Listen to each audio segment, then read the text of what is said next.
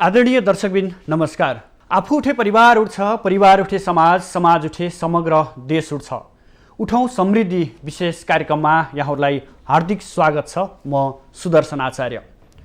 दर्शकबिन, यति बेला कोरोना विश्वव्यापी रूपमा नै महामारीको रूप लिइरहेको अवस्था छ, जसबाट हाम्रो नेपाल पनि अछुतो रहन सकेको छैन र पछिल्लो दिनहरूमा कोरोना संक्रमणको दर दिनौँ जसो बढ्दो क्रममा छ।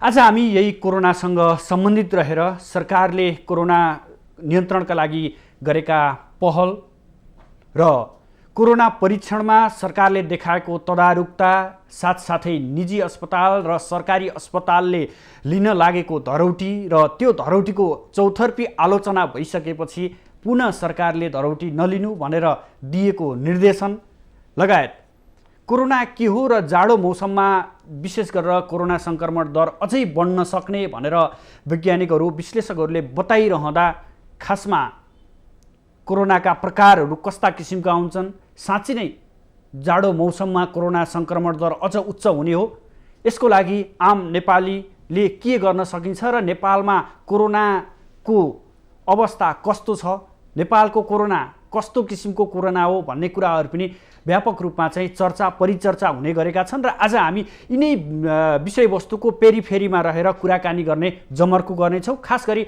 आज हामी कोरोना उपचारमा सरकारले जसरी धरौटी लिने कुराहरू लिइरहेको थियो र पछिबाट चौतर्फी रूपमा आलोचना भइसकेपछि आइतबार मात्रै पत्रकार सम्मेलन मार्फत धरौटी नलिनु भनेर निर्देशन दिएको अवस्था छ।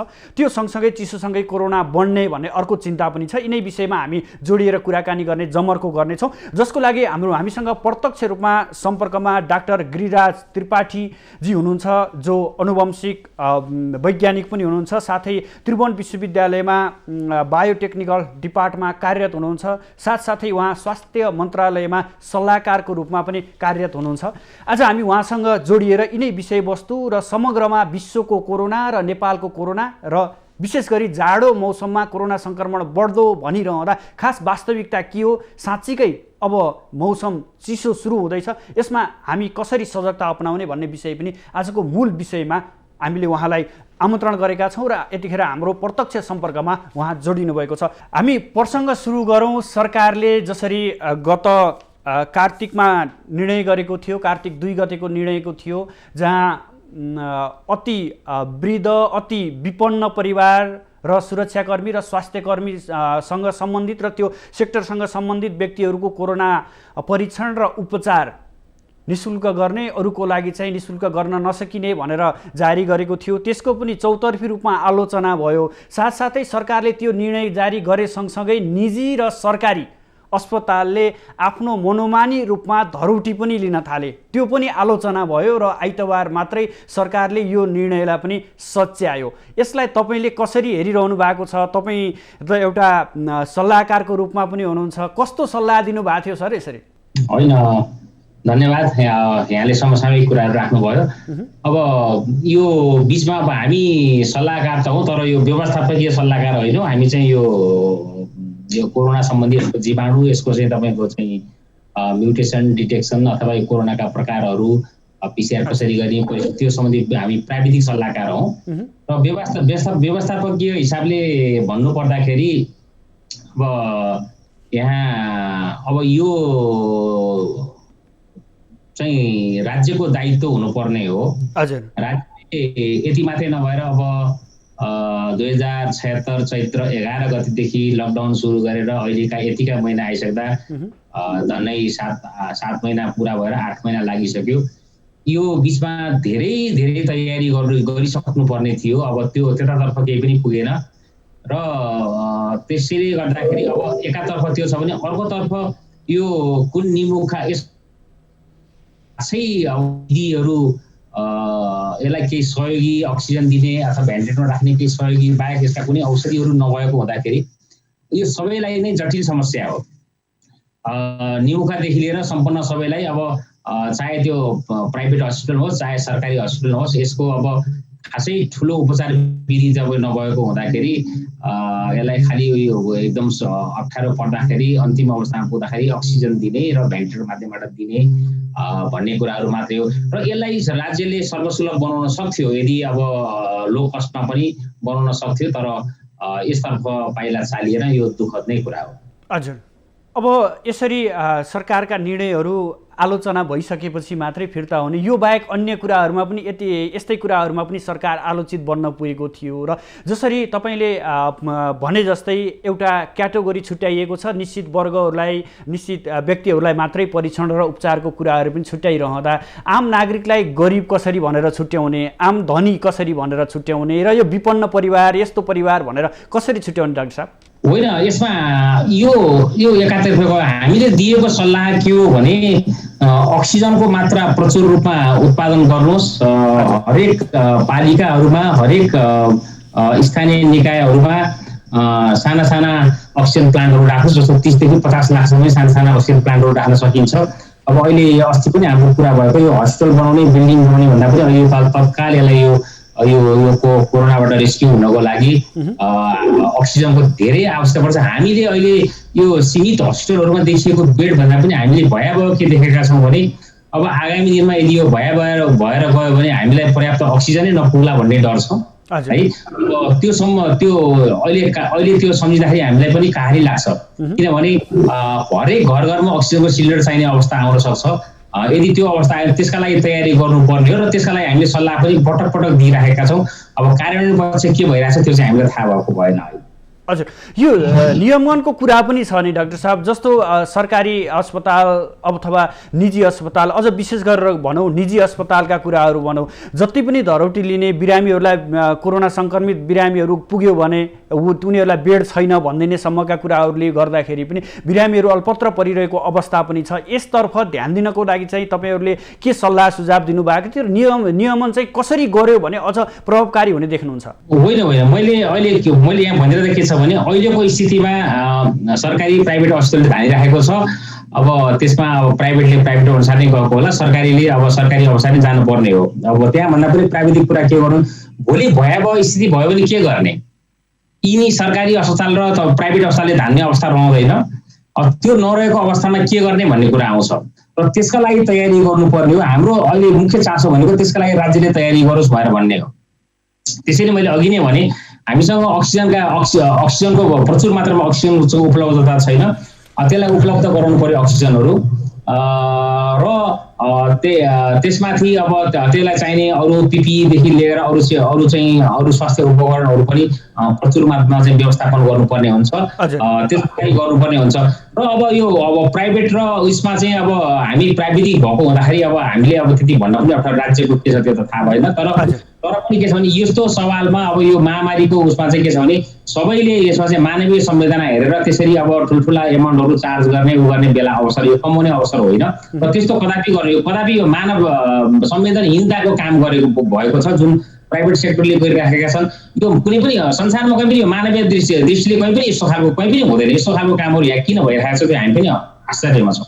हजुर, यो कता कता द्वैत चरित्र पनि देखियो कि कतिखेर के निर्णय गर्ने, कतिखेर को निर्णय गर्ने, यस्तो संवेदनशील कुरामा पनि यस्ता किसिमका द्वैत निर्णय गरिदिने, पूर्ण रूपमा चाहिँ निजी अस्पताललाई सरकारले मापदण्ड अनुसार अगाडि बढाउन नसक्ने, उनीहरूको चाहिँ त्यहाँ गर्नुपर्ने बेडहरूको व्यवस्थामा चाहिँ सरकारले निरीक्षण गर्न नसक्ने, उनीहरूलाई निर्देशन दिन नसक्ने गर्दा कता कता द्वैत चरित्र भयो, जसले गर्दा आम नागरिकहरूप्रति झन् निराशा बढिरहेको देखिन्छ के? मैले अघि नै भने त्यही त, अब हामीसँगको भएको हस्पिटलको सीमितताले यसलाई धान्न सक्दैन। अब अहिले भएकोमा दुई चरित्र देखेको, तर यसलाई यो पेन्डेमिक भएर अझ बढी गयो भनेदेखि रिसोर्सेस चाहिँ हामीले धान्दैन। यो जति नै चार्ज गरे पनि जतिले लिए पनि किनभने हामीसँग भएका सुविधाले धान्न सक्दैन र फ्युचर तयारीका लागि राज्य अगाडि लाग्नुपर्ने हो र समय एकदमै छोटो छ। अब हजुर, अगाडि लाग्नुपर्ने भन्दै गर्दा कसरी अगाडि लाग्नुपर्ने? यत्रो लामो समय त बितिसक्यो नि, यताउता द्वैत अवस्थामै लामो समय बितिसक्यो, अब कसरी जाने अगाडि? होइन, अब जाने भनेको त त्यही नै हो। अब दोस्रो चरणको लकडाउनहरू एउटा समाधान हुन सक्छन् है। अनि अर्को समाधान भनेको जनताले पनि अब अनुशासन पालना गर्नुपर्ने हुन्छ, सरकारले पनि गर्नुपर्ने हुन्छ र अर्को भनेको अब आवश्यक व्यवस्थापन गर्ने, यो तीनटा पक्षमा सँगसँगै जानुपर्ने हुन्छ।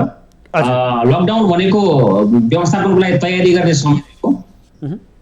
त्यो समय हामीले धेरै एकचोटि अब फेरि पुनः अत्यावश्यक ठाउँहरूमा अथवा लकडाउन गरेर फेरि हामीले चाहिँ के अरे पूर्वाधारहरू तयार गर्दै अगाडि बढ्नुपर्ने हुन्छ। हजुर डाक्टर साहब, अब अलिक फरक विषयलाई, यो कोरोना के रहेछ तपाईँले विभिन्न विश्लेषणहरू गरिरहँदा तपाईँले विभिन्न एङ्गलहरूबाट विश्वव्यापी रूपमै तपाईँ जानकार पनि हुनुहुन्छ, अनुसन्धानहरू पनि गरिरहनु भएको छ। के रहेछ कोरोना तपाईँको विचारमा, र समग्र विश्वमा देखिएको कोरोना र नेपालको सन्दर्भमा देखिएको कोरोनाको बारेमा चाहिँ जानकारी गराइदिनुहोस् न। होइन, यस्तो छ, यो कोरोना पहिला 2019मा अब नोभेम्बर डिसेम्बरतिरबाट 18 हो नै हो, अब सुरुवातीबाट 19मा भनौँ न, वुहानबाट चाइना, सबै हामी सबै थाहा छ चाइनाबाट सुरु भयो। चाइनाबाट सुरु भइसकेपछि यो युरोप हुँदै अमेरिका छिर्यो, अमेरिका हुँदै फेरि पूर्वी दक्षिण पूर्वी एसिया अथवा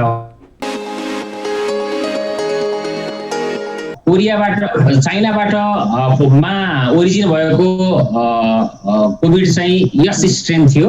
हजुर, त्यो स्ट्रेन चाहिँ त्यो स्ट्रेन चाहिँ उता अमेरिका पुग्दाखेरि जी स्ट्रेनमा चेन्ज, युरोपतिर पुग्दा जी स्ट्रेनमा, अमेरिका पुग्दा जी स्ट्रेनमा चेन्ज भयो।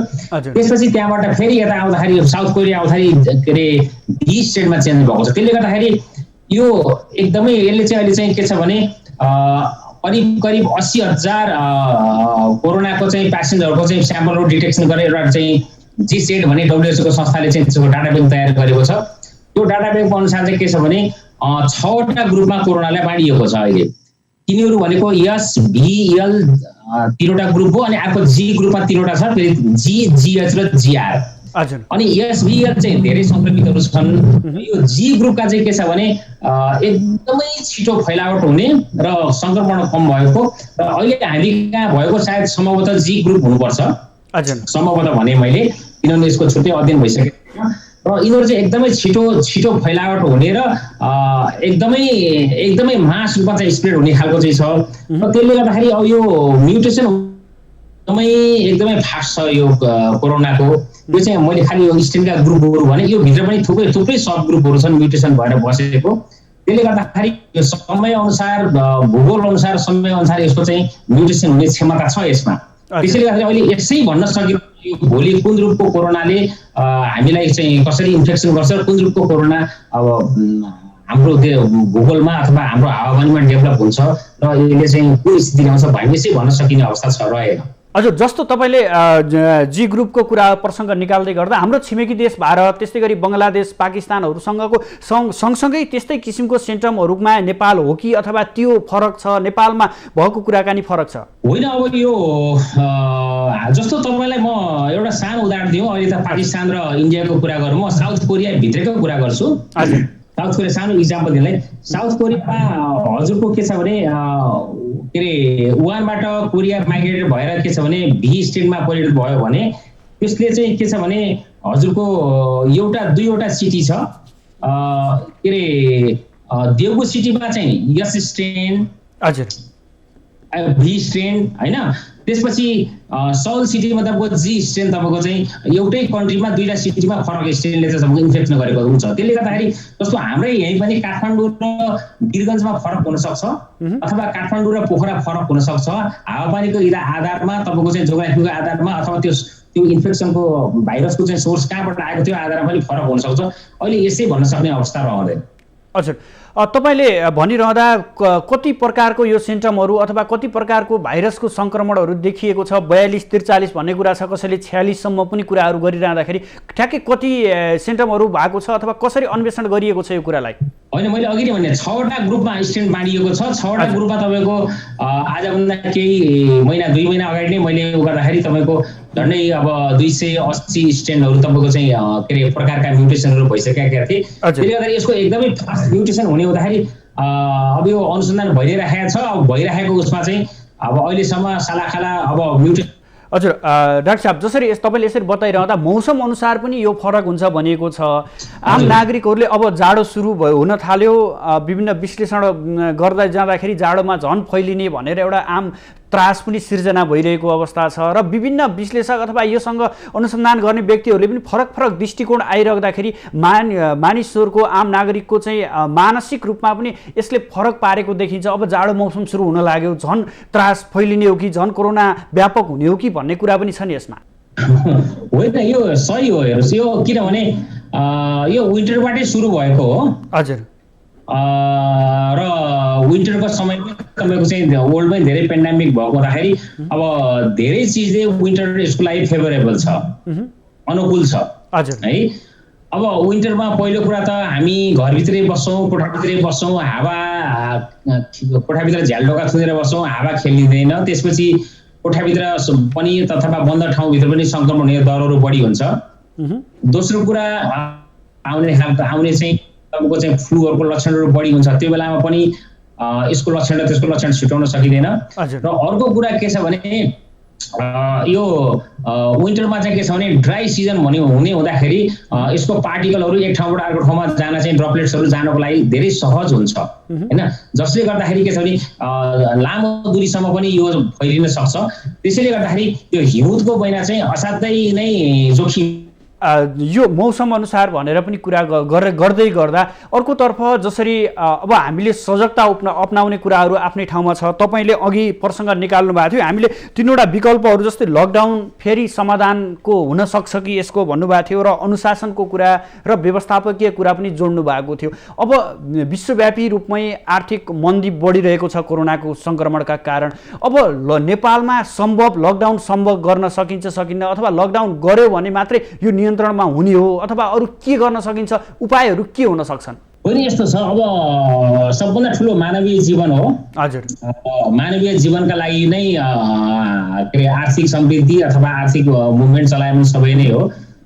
त्यसले गर्दाखेरि अब लकडाउन पनि यसका मोडालिटी पनि फरक हुन सक्छन्। पहिलो चाहिँ समग्र रूपमा सबै एकैचोटि लकडाउन नभएर कुनै क्षेत्रगत रूपमा हिजो हामीले निषेधाज्ञा के भन्थ्यौँ होइन, त्यो सायद परिभाषा अब के हुन्छ, कुनै जस्तो काठमाडौँ उपत्यका मात्रै अथवा तपाईँको बनेपा उपत्यका भौगोलिक आधारमा हामीले चाहिँ यो हामीले पहिल्यै वैशाखमा पनि हामीले यो सुझाव दिएको हो। जस्तो हिमाली बेल्टमा र पहाडी बेल्टहरूमा चाहिँ त्यो बेलामा पनि हामीले यो खुलाइदिनुहोस्, लकडाउन नगरोस् त्यो क्षेत्रहरूमा चाहिँ कम्तीमा पनि के अरे बाहिरबाट आउने जाने मान्छेहरूलाई चाहिँ आवाज आवतलाई चाहिँ एउटा क्वारेन्टाइनमा राख्नुहोस् र भित्रको एक्टिभिटी चाहिँ सञ्चालन गर्नुहोस् भएर भनेको।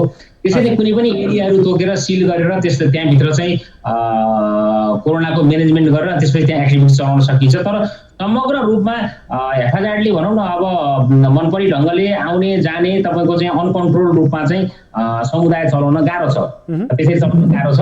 तर के छ भने सिस्टमेटिक रूपमा ब्लक वाइज अथवा क्षेत्र वाइज हामीले चाहिँ के छ भने यसलाई चाहिँ व्यवस्थित गरेर सहज रूपमा जीवन चलाउन चाहिँ सकिन्छ। आर्थिक रूपमा चलायमान गर्न पनि सकिन्छ, नसकिने होइन, तर गर्नु पर्यो। यो उपत्यकाको हकमा के गर्दा राम्रो होला, अथवा उपत्यकामा सङ्क्रमण त दिनौँ जसो बढिरहेको छ? होइन, उपत्यकाको हकमा त एकदमै सजिलो छ। उपत्यकामा त खासै केही छैन। यसलाई अब बाहिरबाट आउने जानेमा अलिकति सतर्कता अपनाउने। अब यहाँभित्र पनि अब तपाईँ आफै हेर्नुहोस् न, बजारमा अब बिना आवश्यक काममा मान्छेहरू कति हिँडिरहेका हुन्छन्। अनावश्यक मान्छेहरू हिँडडुल गर्न बन्द गर्ने जस्तो बाहिर युरोपतिर पनि छ। अब त्यहाँ पनि के अरे हिँड्दाखेरि प्रहरीहरूले तपाईँको चाहिँ कारवाही गर्ने त्यहाँ जस्तो त्यहाँ युरोपतिर पर्छ, धेरै देशहरूमा त्यही नै छ। हाम्रो यहाँ पनि तपाईँको जब मास्क लगाउँदै हिँड्दैन तिनीहरूलाई कारवाही गर्ने अथवा सचेतना दिने, मास्क लगाएर हिँड भन्ने, अनावश्यक काम कारवाहीमा नहिँड्ने, आवश्यक काममा मात्रै हिँड्ने डुल्ने गर्दाखेरि वास्तवमा त्यस्तो विधि। अब त यसो बताइरहँदा तपाईँले प्रसङ्ग पनि निकाल्नु भएको थियो, युरोपियन देशहरूमा पनि हामीले हेर्न सक्छौँ फेरि लकडाउनका निषेधाज्ञाका कुराहरू पनि अगाडि बढाइरहेका छन्। साँच्चै नेपालमा समाधान भनेकै तपाईँले भने जस्तो लकडाउन हुन सक्ला, अथवा यो अनुशासनको प्रसङ्ग पनि तपाईँले उठाउनु भएको थियो। अनुशासन के, कसरी अनुशासनको पालना गर्ने, के गर्नुपर्ने, नागरिकको पनि यसमा ठुलो महत्त्वपूर्ण जिम्मेवार बन्न सक्छन्, र नागरिकहरू कसरी जिम्मेवार बन्ने हो? मुख्य कुरा त नागरिककै दायित्वको कुरा हो। नागरिकको दायित्वमा धेरै कुराहरू छ। मैले अघि नै भने अनावश्यक काममा बाहिर ननिस्कने, अनावश्यक भिडभाड र जात्रा जुन हामीले अब पहिला पनि अब राज्यले पनि गरिरहेको थियो, हामीले पनि सुझाव आइरहेको हो। त्यसपछि अब जस्तो बजारमा आवश्यक सामान छ भने तपाईँको अनलाइन डेलिभरी सिस्टमहरू गर्ने सुरुवात गर्ने, त्यो गभर्मेन्टले पनि गर्छ। हामीले पहिला पनि सुझाव दिएका हौँ। हुलाक व्यवस्था विभागलाई चाहिँ सक्रिय बनाएर 500 भ्यान कति खरिद गरिदिएर डेलिभरी सिस्टम चाहिँ चलाऊ भनेर पनि भने हो हामीले। अब त्यो भएन होइन। अब कतिपय कुरामा तपाईँको चाहिँ के अरे अब होम डेलिभरी सिस्टमलाई बढावा दिने, त्यस्तै गरेर जात्राहरू पर्वहरूलाई कम गर्ने, अनावश्यक रूपमा मान्छेहरूलाई भेटघाट गर्ने कामहरू नगर्ने, यिनै कुराहरू गर्दाखेरि त धेरै नै सजग हुन्छ। हामीले हाम्रो संस्कारमा परिवर्तन गर र नयाँ सभ्यतामा जाऊ भनेर पुराणले बारम्बार भनेको छ है। त्यो सभ्यतामा जानु पनि एउटा सभ्य समाजको लागि त्यो जानु पनि आवश्यक छ। तर हामीले नागरिकले त अब के छ भने यसमा हामी परिवर्तन भएन भने त हामी आफैले अप्ठ्यारो भोग्ने हो। देखिरहनु भएको छ हस्पिटलमा बेड छैन अहिले, तपाईँ हामी आफै नै बिरामी हुँदाखेरि पनि अहिले तत्कालै हस्पिटलमा बेड पाइँदैन किनकि भइराखेको बिरामी निकाल्दा आएको राख्ने अवस्था छैन। र यो अवस्थाले यो डरलाग्दो अहिले नै डरलाग्दो अवस्था छ। कतिपय मान्छेहरूले धेरै मान्छेहरूले साथीहरूले अब के अरे नागरिकहरूले बेड पाएका छैनन्। कतिपय मान्छेहरू के अरे एम्बुलेन्समा कुदाउँदै चाहिँ निधन भएको छ। त्यसले गर्दा यो अवस्थामा हामीले चाहिँ पूर्ण रूपमा सचेतना नागरिकले सबैभन्दा ठुलो दायित्व सरकारको भन्दा पनि नागरिककै ठुलो दायित्व हो अहिले। हजुर डाक्टर साहब, तपाईँले यसो बताइरहँदा हामीले टुडी खेलमा देख्न सक्छौँ जो दैनिक रूपमा गुजारा चलाउने व्यक्तिहरू काम नपाएर खानाको लागि लाम बसेको देख्न सक्छौँ। उनीहरूको दायित्व त राज्यले लिनुपर्ने होइन र भने उनीहरूलाई कसरी व्यवस्थापन गर्ने सबैभन्दा ठुलो चुनौती चाहिँ यहाँनिर देखिएको छ नि। होइन यस्तो छ, हेर्नुहोस् मैले अघि नै भने एउटा त अब त्यसरी अब असहाय वर्ग भन्छु मैले। असहाय वर्गहरूलाई सहयोग गर्ने त राज्यको त सामाजिक विकास मन्त्रालय राज्यको दायित्व नै होला, त्यो हो। त्यो राज्यले गर्नै पर्छ। कोही काम गरी बेरोजगार भएका कारणले हुन सक्छन्, कोही अन्धा अपाङ्ग भएको कारणले हुन सक्छन्, कोही विविध कारणले हुन सक्छन्, राज्यको दायित्व नै हो त्यो। तर बजारमा जुन कोरोनाले मासको भिड कम गर्नको लागि के छ भने हजुरले सडकका व्यवसाय पसल गर्नेहरूलाई कुरा गर्नुभयो। तिनै पसल गर्नेहरूले पनि मोबाइल अथवा सरकारले एप्सहरू बनाइदिएर मोबाइल अथवा अनलाइनबाट चाहिँ तपाईँको उनीहरूले आफ्नो सामानहरू सेल गर्ने अथवा त्यो हिसाबले तपाईँ मोडालिटी चेन्ज गर्न सक्छ। किनभने सडकमै बसेर पसल थाप्नुपर्छ भन्ने पनि छैन होइन अहिलेको अवस्थामा। अथवा अब त्यसरी नै पसल थाप्नु नै पर्छ भने कुनै एरिया छुट्याइदिए हुन्छ, तपाईँको चाहिँ कुनै अलिकति मान्छे भिडभाड नहुने ठाउँहरूमा छुट्याइदिएर त्यहाँतिर चाहिँ गर्नुभयो हुन्छ। अथवा सबै चिजको क्षेत्र एकै ठाउँ नभएर जस्तो कपडाको एकतिर, तरकारीको कुनै एउटा कुनामा भनेको मतलब पूर्वी उपत्यकाको पूर्वी कुनातिर कपडाको, पश्चिमी किनातिर फलफुलको, अथवा अर्को कुनातिर अर्को, त्यसरी पनि कति ठाउँ चाहिँ व्यवस्थापन गर्न सकिन्छ। यसका मोडालिटीहरू धेरै छन्। कसरी गर्दा मान्छेहरूको भिड कम हुन्छ र मान्छेको मुभमेन्टहरू चाहिँ कसरी कम हुन्छ भनेर त्यसको चाहिँ एउटा इन्जिनियरिङ नै हुन्छ। अब यो ह्युमन अथवा ट्राफिक इन्जिनियरिङ हुन्छ। ती खालका विज्ञहरू राखेर यसलाई व्यवस्थापन गर्न सक्छ राज्यले चाह्यो भने, नसक्ने होइन यो। हजुर, अब यसो बताइरहँदा तपाईँलाई मैले राजनीतिकबाट पनि अथवा तपाईँ राजनीतिलाई धेरै नजिकबाट निहाल्ने व्यक्तिको रूपमा पनि मैले लिइरहेको छु तपाईँलाई। अब तपाईँले यस्ता कुराहरू प्रसङ्ग गर्दै गर्दा राज्यको दायित्व भन्दा पनि अनुशासनको कुरालाई तपाईँले जोड दिँदै गर्दाखेरि अब दैनिक रूपमा अघि भने जस्तै जो निमुखा वर्गहरू छ, जो चाहिँ बिहान बेलुका छाक टार्न गाह्रो हुने वर्ग छ, यिनीहरूलाई सडकमै नआऊ, सडकमै व्यापार नगर, सडकमै नहिँड भनेर रोक्न कसरी सक्ने, उनीहरूलाई त्यसबाट मुक्त दिन चाहिँ कसरी सक्ने भने? मैले अघि नै यहाँलाई भने व्यापारका वैकल्पिक व्यवस्थाहरू हुन्छन्। जस्तो सडकमा आएर ठुलो कुरा भएन, तर त्यो सामान किन्न जाने मान्छेहरू समस्या हो अहिले। उनीहरू सडकमा आएर त्यहाँ पसल राख्नु होइन, सामान किन्न जाने मान्छेहरू भन्दा पनि सामान एक ठाउँमा एउटा पसलमा नभएर 10वटा पसल चार्दै हिँड्ने समस्या ठुलो समस्या हो। त्यसले गर्दाखेरि कस्टमरहरू समस्या हो, तपाईँको व्यापारी समस्या होइन अहिले के। अब कस्टमरहरू के छ भने तपाईँको एउटा भनौँ न एउटा सानो सामान किन्न गयो भने ठुलो एरिया घुमेर आउने, उसले ठुलो एरिया सङ्क्रमण गराउने सम्भावना रहेको। जस्तो पसल गर्ने मान्छे त जानुहुन्छ, उहाँहरू जानुहुन्छ, एक ठाउँमा बस्नुहुन्छ, पसल गर्नुहुन्छ, एक ठाउँभन्दा अर्को ठाउँमा मुभ गर्नुहुन्न उहाँहरू। तर तपाईँ अथवा म कस्टमर भयो भने हामी 10 ठाउँमा घुम्छौँ, 10वटा पसल तार्छौँ, हामी अथवा बेला किनेर फर्किन्छौँ अथवा नकिनेर फर्किन्छौँ। म आफू कस्टमरलाई चाहिँ मलाई सङ्क्रमण छ भनेदेखि मैले 10 जनालाई सारेँ, तर त्यो बस्ने पसलले 10 जनालाई सार्दैन, उसले चाहिँ तपाईँको एक ठाउँ बसिराखेको हो। त्यसले गर्दाखेरि यसलाई के छ भने तपाईँको जस्तो मैले अघि नै भने सरकारले मोबाइल एप्सहरू बनाइदिन सक्छ। कस्टमरहरूको तपाईँको चाहिँ के अरे लाई उनीहरूले के छ भने होम डेलिभरी सिस्टम गर्न सक्छन्। हाम्रा सडकमा बस्ने के अरे गएर गुजारा चल्ने मान्छेहरूले भोलि चाहिँ होम डेलिभरी सिस्टमबाट चाहिँ उनीहरूले आय आर्जन गर्न, त्योभन्दा राम्रो आय आर्जन गर्न सक्छन् होइन। त्यसैले गर्दा मैले उदाहरण मात्रै भनेको यसका विविध खालका चाहिँ उपायहरू छन् होइन। त्यसले गर्दाखेरि वैकल्पिक व्यवस्था जुन अहिले भइरहेको चिजले हामीलाई समस्या भएपछि यसको वैकल्पिक व्यवस्थाको लागि चाहिँ त्यसलाई राज्यले गरिदिनु पर्ने हुन्छ। उनीहरूले गर्न सक्दैन, राज्यले गरिदिनु पर्ने हुन्छ। राज्यले चाहिँ गर्न सक्छ, फेरि असम्भव पनि छैन यो। हजुर, यही प्रसङ्गमा अहिले देखिएको छ यहाँनिर प्रदेश सङ्घ र स्थानीय तह बीचको अन्तर्विरोधका कुराहरू पनि कोरोना सँगसँगै केही देखिएका छन्। यो स्थानीय तहको भूमिकालाई यहाँले समग्रमा कसरी निहाल्नु भएको छ? होइन, यस्तो हो, अहिले समग्र स्थानीय भन्दा पनि हामी देशकै कुरा गरौँ। हजुर, हामी अल्प विकसित देश है। देश अल्प विकसित हुनमा यसको हावापानी माटोले अल्प विकसित हुने होइन होइन। हाम्रो सबै चिज नै अल्प, हाम्रो अब शिक्षादेखि लिएर चेतना स्तरदेखि लिएर सबै कुरा नै हामी त्यही स्तरमा छौँ है। अब त्यसलाई अहिले विस्तृत रूपमा भन्नु परेन। त्यसले गर्दाखेरि के छ भने अब हाम्रो राज्य सञ्चालन प्रणाली, हाम्रो नागरिक, अब हाम्रा सरकारहरू, अब हामी त्यही अल्प विकसित मुलुकभित्रै परेका नागरिकहरू भएको हुँदाखेरि अब हामीले जुन ढङ्गले, जस्तो स्थानीय विकासदेखि सरकारसम्मले जुन ढङ्गले जे जानेको छ त्यो गरेको छ। हजुर, मैले देखेको होइन।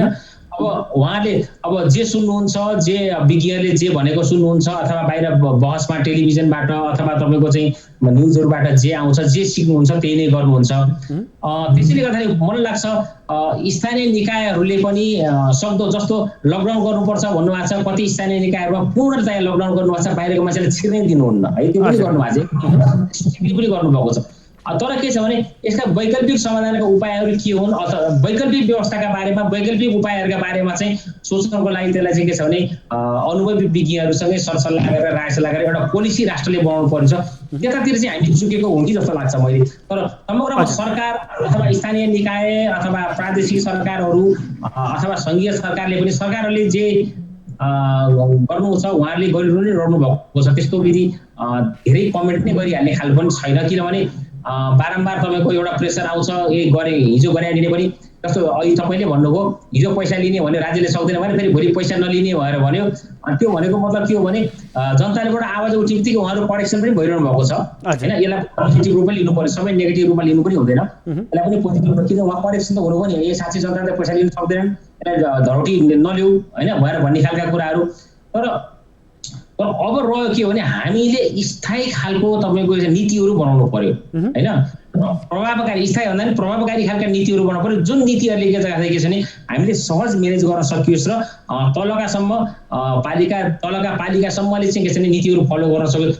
त्यसका लागि विज्ञहरू अझै पनि विज्ञहरू राखेर, अनुभवी वैज्ञानिकहरू विज्ञहरू राखेर, जस्तो यसमा साइन्टिस्ट मात्रै हुँदैन, यसमा जोग्राफर हुन्छ, इतिहासका कारहरू हुन्छन्, त्यसपछि त्यहाँबाट चाहिँ के अरे समाजशास्त्रीहरू हुन्छ, मानवशास्त्रीहरू हुन्छन्, सर्वपक्षीय चाहिँ के अरे चाहिँ जनसङ्ख्या विज्ञहरू हुन्छन्, सर्वपक्षीय मान्छेहरू राखेर एउटा सर्टेन प्रोटोकल बनाएर लागू गर्दाखेरि यसबाट पार पाउन खासै गाह्रो चाहिँ छैन। नीति बनाएर अब हामी अन्ततिर पनि छौँ। खास गरी तपाईँले यत्रो प्रसङ्गहरू बताइरहँदा, हामी कोरोनामै केन्द्रित भएर कुराकानी गरिरहँदा अब आगामी दिनमा के रणनीति अपनाइनुपर्छ र नागरिकहरूलाई सजग हुनको लागि चाहिँ के आग्रह गर्न चाहनुहुन्छ? हो नि, यसमा त हामी नागरिक नै सचेत हुने हो मुख्य कुरा। पहिलो कुरा त अब दोस्रो कुरा राज्यले गर्ने भनेको जस्तो बाहिरबाट आउने जानेमा, जस्तो इन्टरनेसनल इन्ट्री पोइन्टबाट बाहिर हुन के अरे बाहिरबाट विदेशबाट आउनेहरूलाई उनीहरूलाई क्वारेन्टाइनमा राख्ने, त्यहाँ नियमन गर्ने काम गरि नै राखेको छ राज्यले गर्ने, त्यो हो। त्यसपछि सीमा नाकाहरूमा कडाइ गर्ने हो, त्यो गर्नुपर्छ उसले, राज्यले।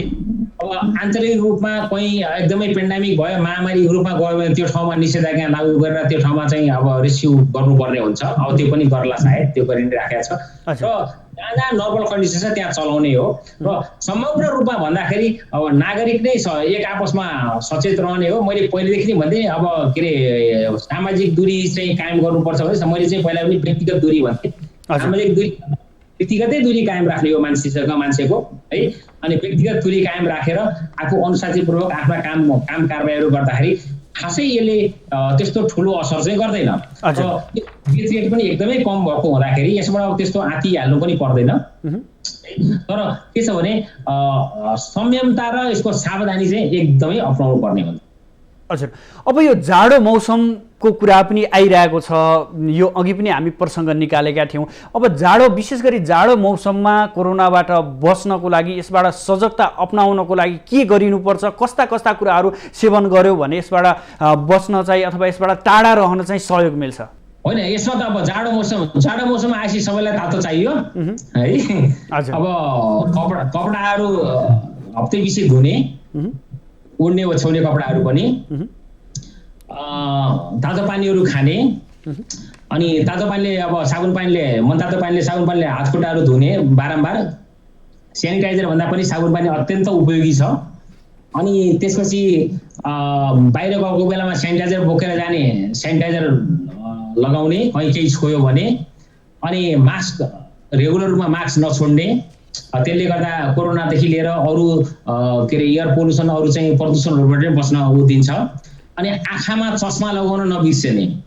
चस्मा अत्यन्त अनिवार्य छ। कोरोना चाहिँ नाक आँखा मुखबाट पनि सर्ने भएको हुँदाखेरि आँखा जोगाउन अत्यन्त अनिवार्य छ। त्यसले गर्दा सस्तो खालको अब अथवा पावर चस्मा नचाहिने भए पनि प्लास्टिकको चस्माहरू भए पनि पाइन्छ, सस्तो पनि पाइन्छ। जुनसुकै चस्मा अनिवार्य लगाउने, चस्मा लगाएर हिँड्ने। त्यसपछि अनि बाहिरबाट गएर आएपछि तपाईँको चाहिँ आफ्ना जुत्ता कपडा छन् भने सकेसम्म बाहिरै खोल्ने अनि भित्र अनि सरसफाइ गर्ने। त्यसलाई चाहिँ अब के अरे सर्फ पानीमा अथवा चाहिँ केहीमा राखेर सुकाइदिने। अनि भित्र आएपछि पनि आफ्नो हात खुट्टा नधोइकन आफ्ना केटाकेटी बुढाबुढी बुवा आमाहरूलाई नछुने होइन। अब यिनै खालका दैनिक व्यवहारमा चाहिँ हामीले परिवर्तन गरेर खासै यसबाट ठुलो समस्याको रूपमा यसलाई लिनु पर्दैन। हजुर डाक्टर साहब यहीँनिर जस्तो यो कोरोना सँगसँगै चर्चामा चाहिँ बढी यो आयुर्वेदका कुराहरू पनि बढी जोडिए, यसलाई कसरी हेर्नु भएको छ?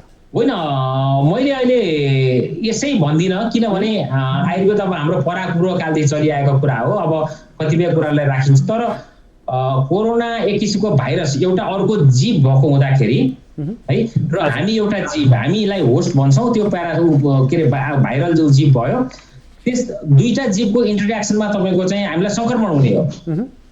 जबसम्म हाम्रो शरीरले भाइरसलाई वेलकम गर्दैन तबसम्म हामीलाई इन्फेक्सन हुँदैन है। हाम्रो शरीरलाई वेलकम गर्ने बित्तिकै अनि त्यसपछि इन्फेक्सन सुरु हुने हुँदाखेरि भाइरस आफ्नै रूप भएको हो। र भाइरसको अहिलेसम्म सालाखाला धेरै भाइरसहरूको चाहिँ औषधि नभएको हुँदाखेरि होइन, के अरे भाइरससँग चाहिँ आयुर्वेदको मलाई अहिले होला तपाईँको ठ्याक्कै आयुर्वेदले भाइरस भन्न सकिँदैन होइन, निकै पार्ने हिसाबमा। तर त्यसबाट बच्नको लागि आफूलाई इम्युन सिस्टम बढाउनको लागि केही अब चाहिँ उपयोगी हुन सक्छ। तर म जेनेटिक्सको आनुवंशिक वैज्ञानिक भएको, विज्ञानको विद्यार्थी भएको नाताले मैले के भन्छु भनेदेखि मैले बारम्बार भन्ने गर्छु, तपाईँको हरेक व्यक्तिको जेनेटिक स्ट्रक्चर फरक हुन्छ। हरेक व्यक्तिको इभन बाउ र छोराको बिचमा पनि फरक हुन्छ। त्यसले गर्दाखेरि जस्तो उदाहरणको लागि के छ भने हामीले एउटै किचनमा पकाएको खाना खाँदाखेरि एउटा व्यक्तिलाई डायबिटिज हुन्छ, त्यही खाना खाँदाखेरि भने अर्को व्यक्ति हृष्टपुष्ट हुन्छ, अर्को व्यक्तिलाई ब्लड प्रेसर हुन्छ, अर्को व्यक्तिलाई हाइपरटेन्सन हुन्छ। त्यसको मतलब के भने एउटै कसौडीको भात बाँडेर खाँदाखेरि पनि फरक व्यक्तिलाई फरक खालको रिएक्सन हुन्छ भनेदेखि अब एउटै औषधिले एउटै आयुर्वेदिकले सबैलाई हुन्छ भन्ने छैन। त्यसले गर्दाखेरि यो हामीले एउटा यो भ्रम चाहिँ के छिर्नुपर्छ भने हरेक व्यक्तिमा फरक जेनेटिक स्ट्रक्चरहरू हुने हुँदाखेरि, जेनेटिक कोडिङ हुने हुँदाखेरि होइन, त्यो परजीवीसँग लड्ने अथवा भाइरससँग लड्ने क्षमता पनि हरेक व्यक्तिमा फरक हुन्छ है। कसैलाई आयुर्वेदिक औषधि खाएर पनि भएको जस्तो हुन्छ भने कसैलाई तपाईँको खाएर पनि हुँदैन होइन। त्यसको मतलब के हो भने उसको जेनेटिक स्ट्रक्चरले डेभलप गर्ने इम्युन सिस्टममा चाहिँ फरक पर्ने हुँदाखेरि यो फरक छ। यो अर्कै विधा हो, यो साइन्सको विधा हो।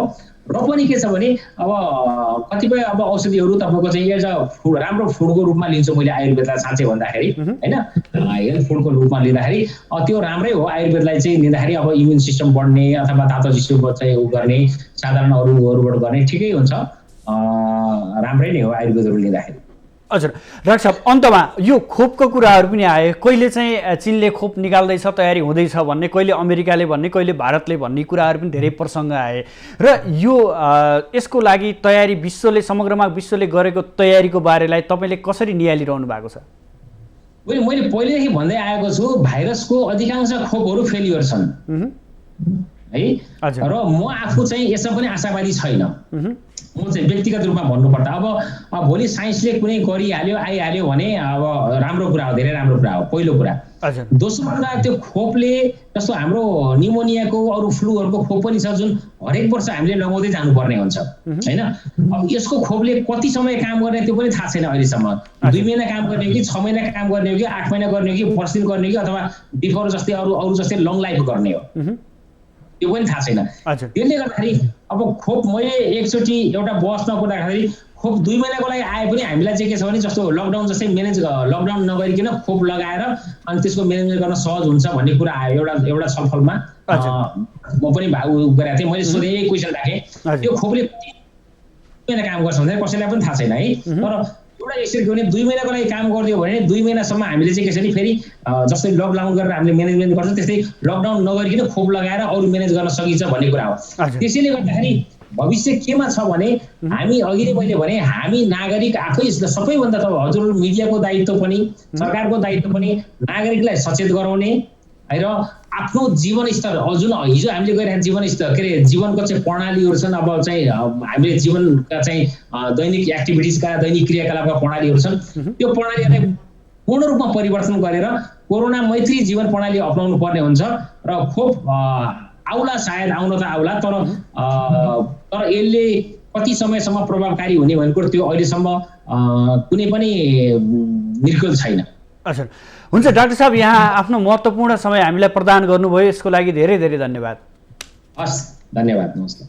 दर्शकबिन, आज हामी कोरोना उपचारमा सरकारले जुन धरौटीको कुरा गरिरहेको थियो र धरौटी लिने भनेर गत कार्तिक 2 गतेको निर्णय थियो र त्यो निर्णय सँगसँगै व्यापक आलोचना पनि भयो र खास गरेर सरकारको त्यो निर्णय सँगसँगै निजी र सरकारी अस्पतालहरूले धरौटी लिन लागे जो बिरामीको रूपमा 20,000 देखि लिएर 2 लाख 4 लाख 5 लाखसम्म पनि आफ्नै मनोमानी रूपमा अस्पतालले धरौटी लिन थाले र त्यो धरौटी लिन थालिसके कुरालाई पनि चौतर्फी आलोचना हुन थाल्यो र आलोचना सँगसँगै पुनः आइतबार सरकारले धरौटी नलिनु भनेर एउटा निर्देशन जारी गरिसकेको अवस्था कस्तो रहन्छ र यसले कस्तो मानसिक रूपमा जनताको मानसिक रूपमा चाहिँ कस्तो प्रभाव पार्छ भन्ने कुरासँग जोडिएर साथसाथै यो मौसमसँग सम्बन्धित रहेर जाडो मौसममा कोरोना सङ्क्रमण दर अझ बढ्ने भनेर कुराहरू बाहिर आइरहँदा वास्तवमा के हो त र यो कोरोनाका कुराहरू के छ, विश्वमा समग्र अवस्था कोरोनाको कस्तो छ र नेपालमा अबका दिनमा कोरोनासँग